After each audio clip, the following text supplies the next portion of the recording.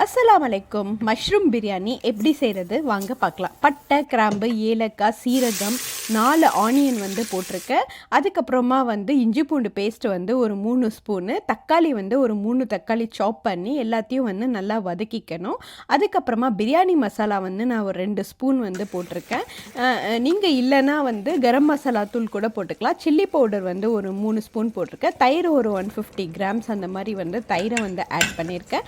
புதினா அண்ட் கொத்தமல்லியும் வந்து போட்டிருக்கேன். அது வந்து நல்ல ஃப்ளேவர் கொடுக்கும்.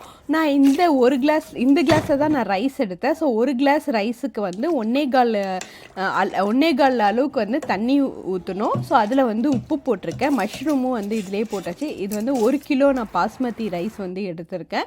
ஸோ இந்த 1 கிலோ பாஸ்மதி ரைஸை வந்து இதிலே போட்டோன்னே சூப்பரான ஒரு மஷ்ரூம் பிரியாணி ரெடி ஆகிடுச்சு. சைட் டிஷ்க்கு தண்டூரி சிக்கன் மாதிரி பண்ணிட்டேன்.